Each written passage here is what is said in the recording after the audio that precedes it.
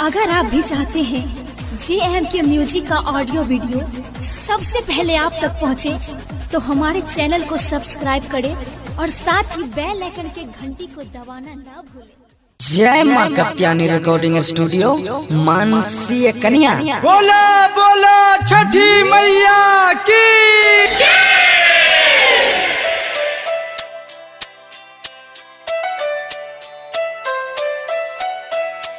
Music by लाल बाबू।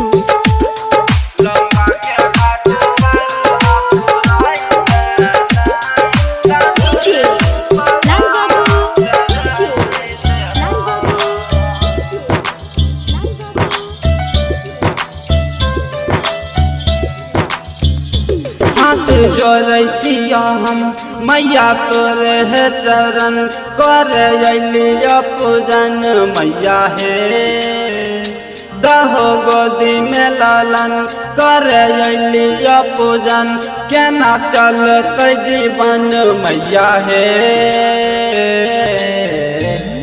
गोदी में लालाना खेलाई देना तजुर सुपवा चढ़ाई लौंगा के घाट पर आस पुराई देना तजुर सुपवा चढ़ाई देबो।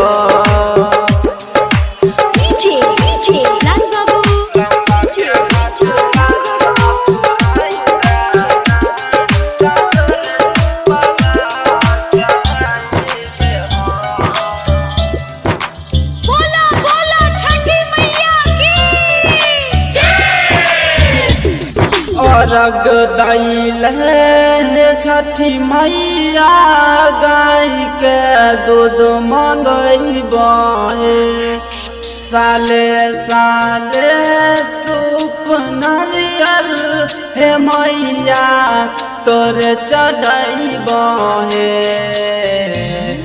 आंगन में लाला ना खेलाई देना तजुर सुपवा चढ़ाई बचाई लेना तजुर सुपवा चढ़ाई देबो।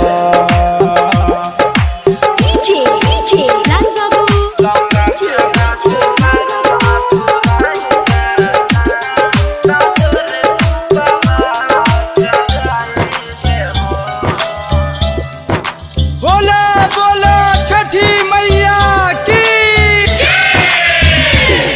तोरे खातिर है छठी मैया घाट पर डीजे लगाइन छिया दहन हमारो गोद में लालना तोरे पर आस लगाइन छिया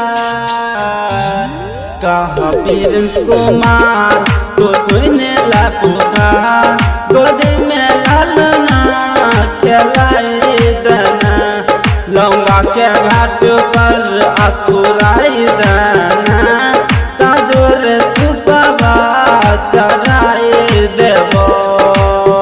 जय माँ कत्यानी रिकॉर्डिंग स्टूडियो मानसी कन्या।